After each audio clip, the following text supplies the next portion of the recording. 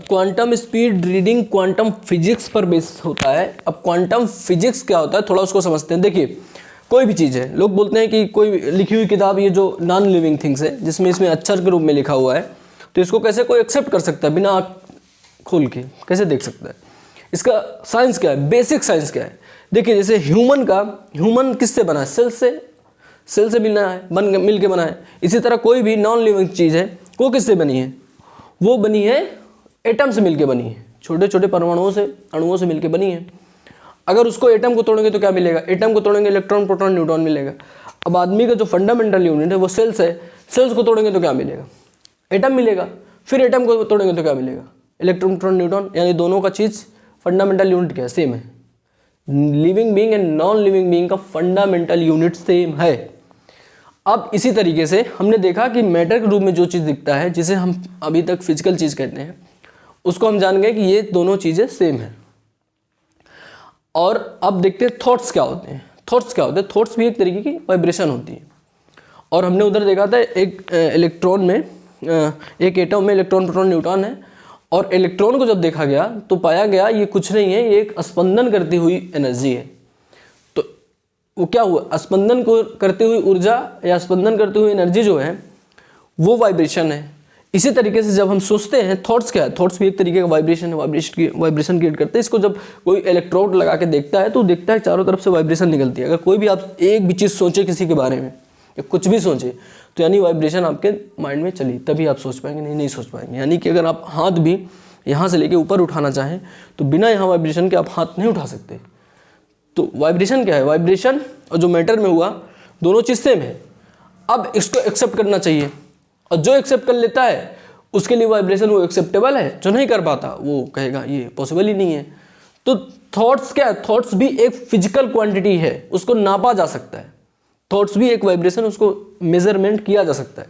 तो साइंटिस्ट बोलते हैं कि पर डे एक आदमी को लगभग 80,000, कॉमन आदमी की बात कर रहा हूँ, 80,000 से ज़्यादा थॉट्स आते हैं, जबकि आम आदमी को पता ही नहीं चलता कैसे आते हैं। 100 लिखने को बोल तो नहीं लिख पाएगा। तो इसी तरीके से जब उसके थॉट्स 1,20,000, 1,30,000 हो जाते हैं तो वो पागल हो जाता है।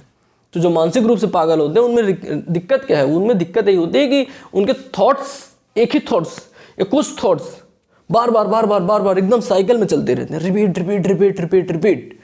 तो वही उसको पागल बना देता है। तो कहा जाता है, जितने भी साइंटिस्ट हैं, साइकोलॉजिस्ट हैं, वो बोलते हैं धरती में जो भी है वो एक वर्तुलाकार है, सर्कल में है, उसका एक सर्कल होता है। किसी को निगेटिव थिंकिंग आती है, जो डिप्रेशन में लोग रहते हैं उसको निगेटिव ही आएगा।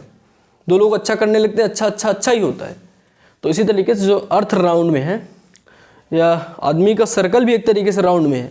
बच्चा होता है, फिर उसके बाद थोड़ा और बड़ा होता है, जवान होता है, शादी ब्याह, फिर धीरे धीरे वृद्ध होकर फिर वही जो एलिमेंट है बॉडी में वो जाके मिट्टी में हो जाते हैं। जो मिट्टी का एलिमेंट है वही है। इसी तरीके से जो अर्थ है वो भी एक तरीके से सर्कल में चलती है। तो यहाँ जो कुछ भी है, जैसे कोई आप कंप्यूटर भी है ना, तो छोटी छोटी चीज़ों को इकट्ठा करके बनेगा, फिर आप यूज़ करेंगे, ख़राब होगा, फिर रिसाइकल में जाएगा, फिर किसी पार्ट्स में यूज आएगा। तो सब कुछ यहाँ रिसाइकलिंग होता है, सब कुछ रिसाइकिल होता है, सब कुछ एक सर्कल में चलता है। और यही क्वांटम फिजिक्स भी कहता है, सब कुछ एक सर्कल में चलता है। तो मेन आधार क्वांटम फिजिक्स का ये है। बाकी इसके एक्सपेरिमेंट बहुत है और वो इम्पोर्टेंट है। एक्सपेरिमेंट जो होते हैं वो इम्पोर्टेंट। जैसे एक एक्सपेरिमेंट, अगर सब कुछ इस यूनिवर्स में सब कुछ एक एनर्जी के फॉर्म में है तो एनर्जी तो सेम है। जैसे साइंटिस्ट, साइकोलॉजिस्ट बोलते हैं, जब आप किसी से घृणा करते हैं या किसी से प्रेम करते हैं या किसी से ईर्ष्या करते हैं तो केवल थॉट्स की वाइब्रेशन की इंटेंसिटी का अंतर होता है, बाकी वाइब्रेशन सेम होती है। तो इसी तरह कहा जाता है, जब मैटर के रूप में कोई चीज़, अगर इंटेंसिटी के बारे में बात करें, वेव्स के बारे में बात करें, तो मैटर भी यही होता है कि एक मैटर, क्वांटम फिजिक्स कहता है कि एक मैटर एक साथ दोनों चीज़ हो सकता है। यानी किसी, अगर आप अपने स्कूल को देख रहे हैं या इस पेंसिल को देख रहे हैं तो वाइब्रेशन भी होगा और उसी समय जिस रूप में उसको देख रहे हैं वो मैटर भी होगा। अगर इसको पेन को मैं देख रहा हूँ तो ये पेन एक तरीके से वाइब्रेट कर रही है, लेकिन मेरी आँख इतनी ज़्यादा एक्सपर्ट, सक्षम नहीं है कि इसको वाइब्रेशन के रूप में देख पाए, लेकिन ये मैं इसको मैटर के रूप में देखना चाहता हूँ, इसलिए मुझे मैटर के रूप में दिखाई दे रही है। जो लोग इसको वाइब्रेशन के रूप में एक्सेप्ट करना जानते हैं, देखना जानते हैं, उसको वाइब्रेशन इनको दिखाई देगी। दोनों एक साथ होता है। यही क्वांटम फिजिक्स का आधार ही है। और न्यूटन है, न्यूटन ने तो मैटर पे काम किया है। न्यूटोनियन फिजिक्स जो है वो मैटर पे काम करती है।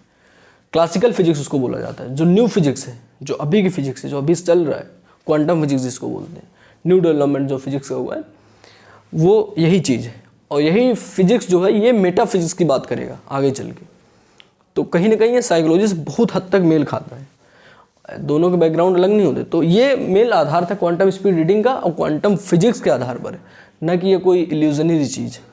तो जो क्वांटम फिजिक्स अच्छे से जानते हो कह सकते हैं कि हाँ मैं समझ गया एक ही बार में, उनको समझाने की जरूरत नहीं। बाकी फिर माइंड का खेम है।